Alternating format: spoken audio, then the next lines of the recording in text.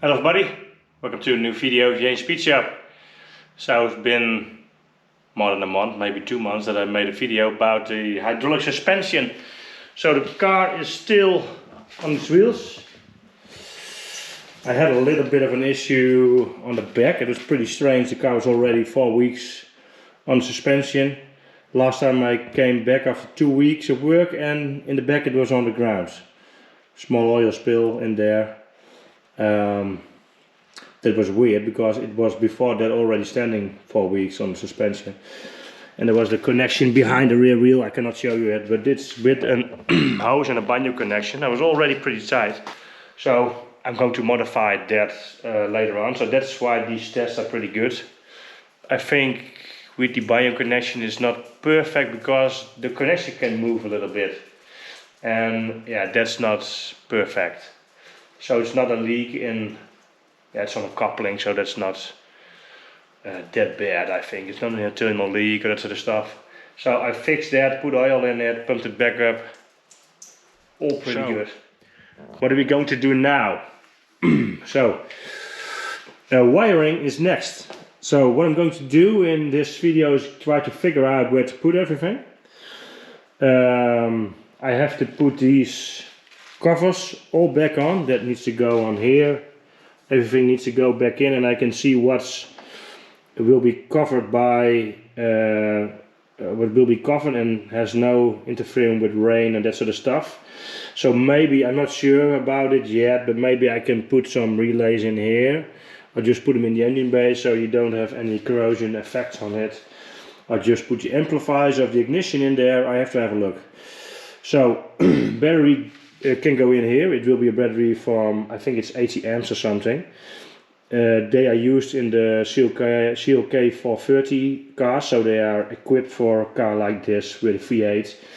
And with these electronics in these cars, that's not too much of a hassle to have an 80 amps battery in it. So I don't need a 100 amp battery from like an S-Class, that sort of stuff, because there's no external luxury in this car that needs that kind of electricity when the engine is not running. So what am I going to use for this car? So Maxx Ecu Race I'm going to use. It has some benefits why I'm going to use it. Pretty modern. I know some people around me that are going to use it, so it's easier for me to, when I need some assistance and that sort of stuff, people know these ECUs, and yeah, that's just much easier. So I bought this ECU including the wiring loom. The last one I did not do it, was from FEMS, but I've seen this wiring loom before I bought it, and it's just, yeah, the quality is just very good. And it's just much easier. And if you, I don't know out of my head how much it was more, I think it's 250 euros or 200 euros more. But all the wiring is numbered. It's just much easier. So if you have an issue, you can really find the wiring, and all the info is on the wiring too. So yeah, that makes more sense. And all the wires you don't use, you can just take out or blind off, or I think I will get the wiring out of it, and I will, yeah, if I use it, you can just plug it back in. So this ECU, the benefit with the Race is that you have 8 ignition inputs and 8 injector inputs, and that's what I need, because, yeah, of course it's a V8. I still have the light on, maybe it's better to have it off. Have a look. No, it's just the same. So 8 ignition outputs I have, but of course I've got 16 spark plugs. That's some people just run it on one spark plug. I think it's, yeah, I don't know why you should not use the 2 spark plug setup, because it can be done. So how I'm going to do it, so this I got through Maxx Ecu, but you also have the same wiring schedule from Motec, what I found online. So how does it work? So normally, this is like an amplifier, you can use them from Bosch. I bought these from Ueco. I don't know how to translate it perfectly, but it's this is what I'm using. What it has 5 inputs or 4 inputs, 1 ground and 4 outputs. That's just how it works.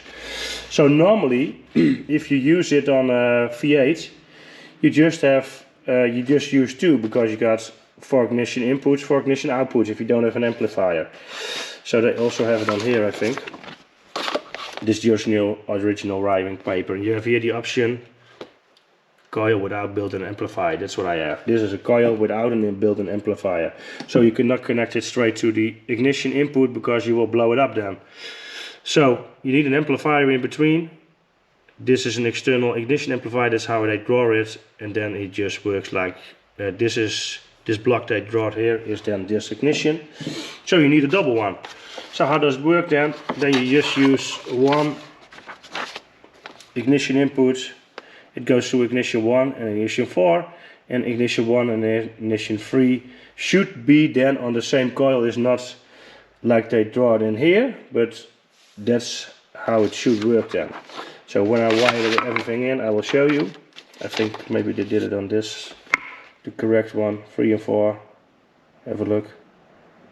Ignition 3 and 4, 3 and 4 is going to coil, these 2 coils, and these 2 coils are on the same cylinder, and they are of 1 and 3, and they are on the same input. So I'm using, what I want to say is I'm using, for example, ignition cylinder 1, connection A2, ignition coil 1.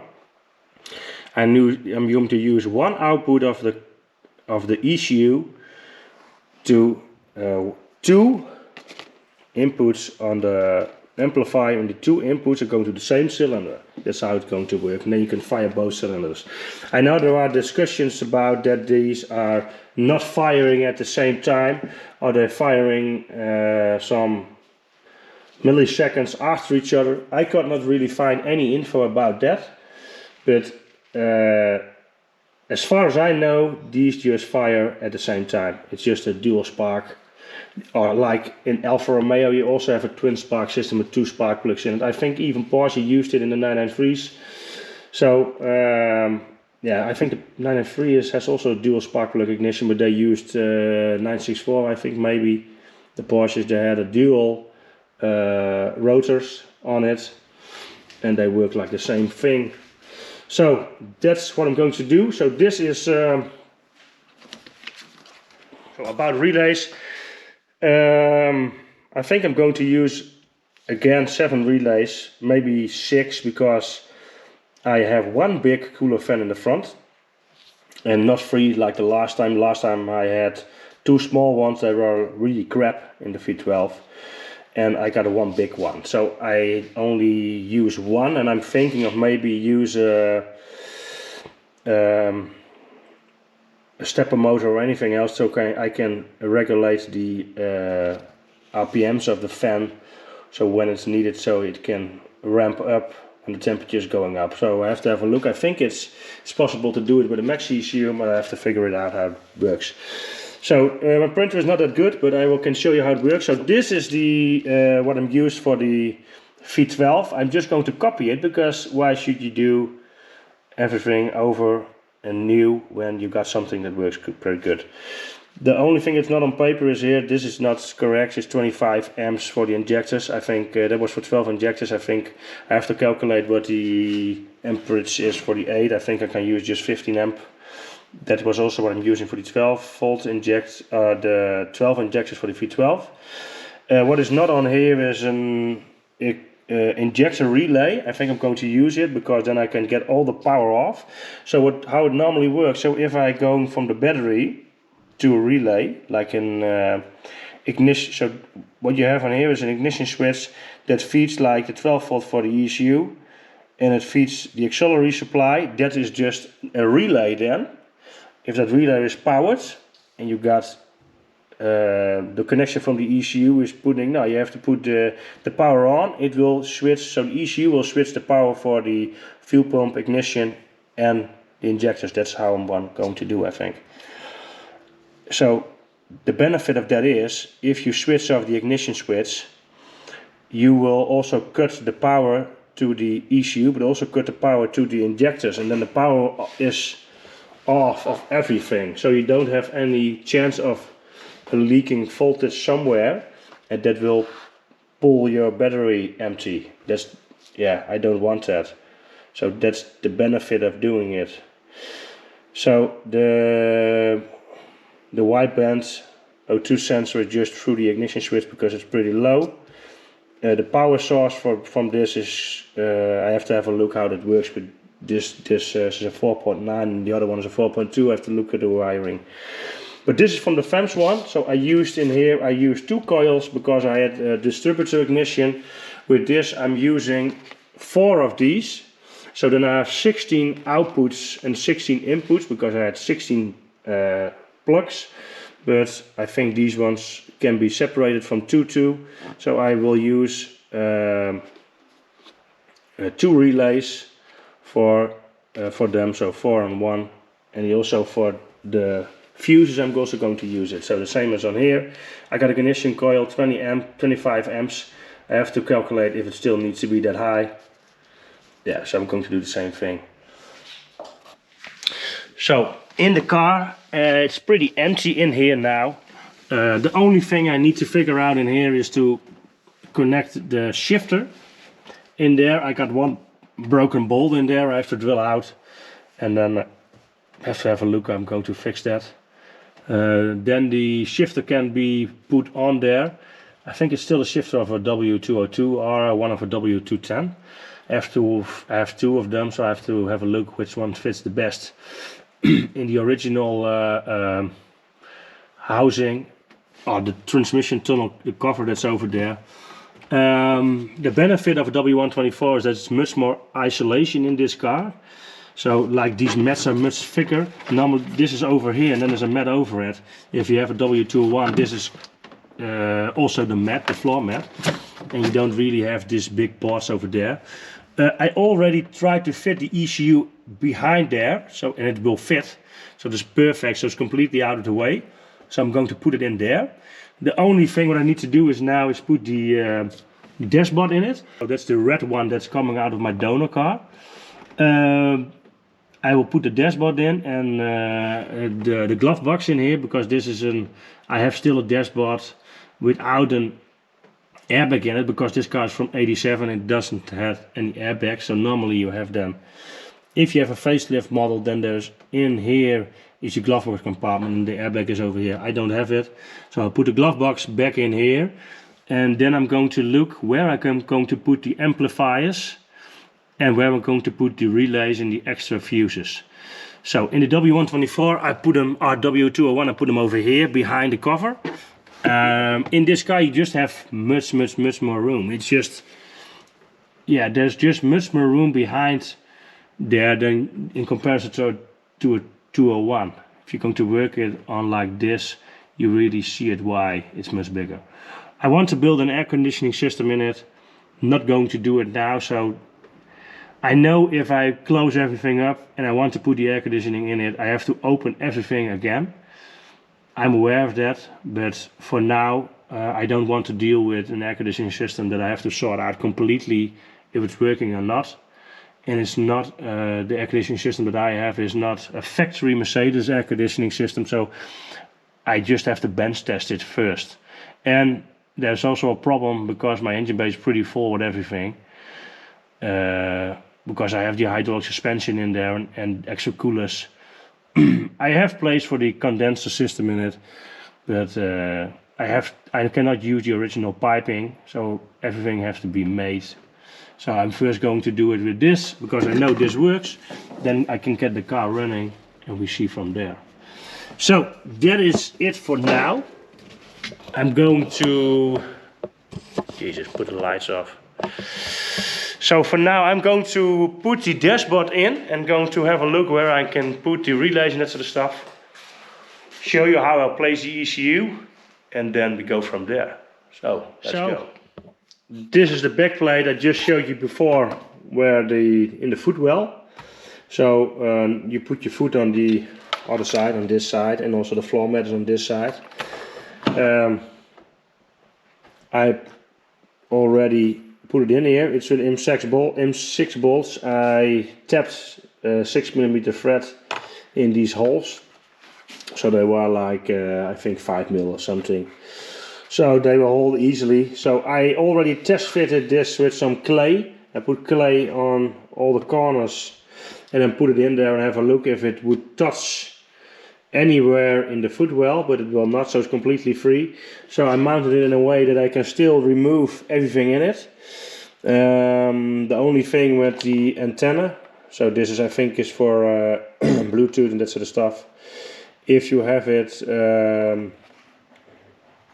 if you have this antenna in, you cannot get this connector out fully because this side is touching the antenna. Normally you can make an angle, but yeah, I have drilled the hole straight through. So that's not really a problem because in the car, if I take it out, I make these wires flexible in a way that when I need to remove them, I will just screw out of this antenna. It's very easy to do. Just screw the antenna out and then you can just remove everything. So, but if this is all done and connected, you will almost never need to remove these connectors, because only if there's something wrong. So, and yeah, all the wires are in the loom, so you don't really need to have this connector disconnected. It's only when something happens. So there is an USB connection. I will run this to a place it's most easy to put your laptop in. So that's pretty good. Then there's one connection over here. This is to put the hose in for the, I think the hose is also in here. I think the hose is somewhere in here in the loom. Not sure, I think I've seen it. There is some in here. I cannot find it now, but it's in here. No, I really cannot find it. But that one is connected in here and will go to your manifold pressure. So this is your map sensor that's in here. You need to run the hose to that point. So what I'm going to do now is, oh yeah, the last thing I want to say, there is another connector. This is the connector that normally goes to the, you can also buy an fuse box from them. I did not do it yet. I'm now going to have a look how much fuses and relays are in this one, because these wires are all 12 volt. What's this? Starter, 12 volt to ECU and ignition and that sort of stuff. It's the same I'm going to run it, but I want to make for sure that it's, yeah, how I want it. Otherwise I will just take these connectors out and I wire my own fuse box on it. So that fuse box is also separately, so you can buy the ECU with the connectors and all the pins, you can buy the ECU with a wiring loom, and you can buy the ECU with the fuse box. Everything you can do separate, so that's very nice, I think. So in this also coming with a lambda sensor, but it's already in the exhaust. So this is the connectors for it. So that's it. So I'm going to put this in the car and show you how that then looks. So remove this plate that's normally in here. There's one screw over here. This one is a little bit broken. A lot of wires that going nowhere. Still have to see where they are from. So it's now in here. You see the 4 bolts I just showed you on the workbench. And now it's connected in here, and then this piece is just in here, and then your floor mat is over it. So the piece of Velcro tape that's on the top, that's also on, was also on my old mat to keep it in there. So that's not really original, but it helps very good. So normally this is then in there, and the wires will go out on the top or on the side. I have to have this side I'm going to do it, or over there there's an opening. So the antenna is now in here. So the USB cable, the best way to have it is then in here, onto the other side, and I can put it somewhere here, over there, and then somewhere here, and I can just hook up the laptop. So that's good enough. So there are openings in the engine bay. There's an opening to the engine bay, and there's another rubber opening to the engine bay. So there are like 2. There's one over there, one over there. That's good enough to put the wires through for the from the ECU. So they're big enough. So I can just take this one out, and this on the back side. So I have to decide what is the best way to have some extra wires in here. So you have, when you need to go do something on here, you should be able to pull it off there and still have long enough wires when the dashboard and everything is in it. So like this is easy to do on this side, but if you need to do something and I get this screw out, then I should just be able to lift it and maybe then have extra length to put it to here, like this. I think that's the best way. So I need an extra 30 centimeters of wires in the interior here, just to move it around. So that's the only downside to this solution, without just screwing it somewhere in here. And then yeah, I think this is the best way to do it, because if everything is working correctly, you will never touch the ECU itself. So I think this is the best way to do it. So I'm going to figure that out, and then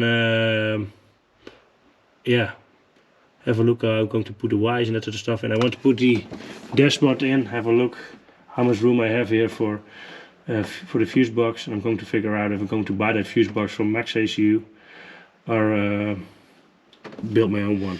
So I've got the dashboard in.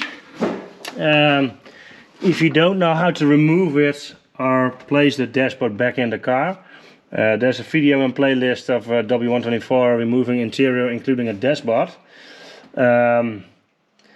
These dashboards are much easier than most people think.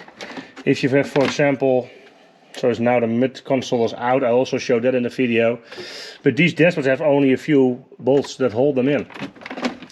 For example, there is a bolt over here on this side, and then there are two over here underneath. Here is one and there's another one.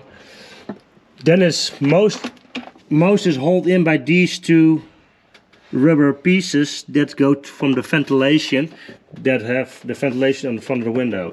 So these two, and on the other side, that hold the complete dashboard in. If you have these one in, it will not go really anywhere.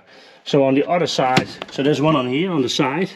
You see this one hanging out. There's a clip underneath. This one is holding it in.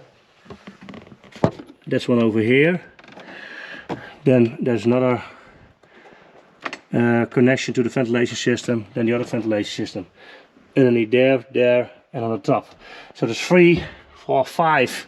Only 5 screws holding the top of the dashboard in.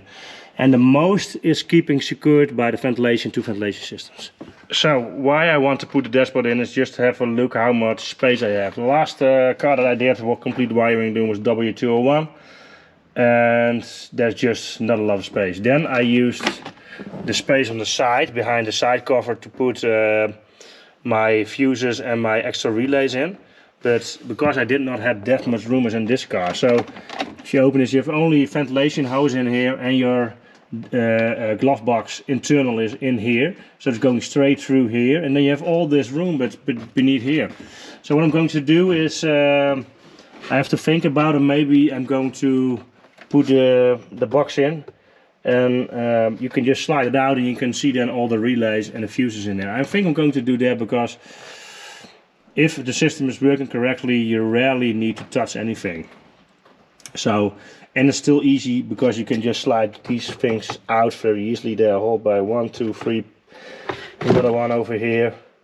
You should not really have to put them in, but it's very easy to see them. And it's also very easy for the wiring loom, because the wiring loom of the ECU will go also up here, so it will be all pretty short. What also is an option is to put the glove box in here and put it to the downside and have to mount it somewhere that you can reach it underneath here, because these hoses also from the bottom you can really easily pop them out. It's just really easy and pull them down and you can see everything. So that's also an option. Because there is only a plate holding in here, you can just slide it out, pop the hose out and you can see everything. But yeah, you have to crawl underneath the dashboard. It's also an option, but up till this point it's good to know I have enough room to put like 6 relays and like 6 or 7 or 8 fuses in here. That's also what I had for the last time. So I'm going to do that and just put the stuff in here. Also thinking about putting the ignition amplifiers, also put them in here, or put them in the engine bay. I have to have a look what is the best way to do it. Yeah, because they also need some aluminium plates to get rid of their heat. Some people don't mount them underneath, but I will mount them in there. I just want to keep them alive as long as possible.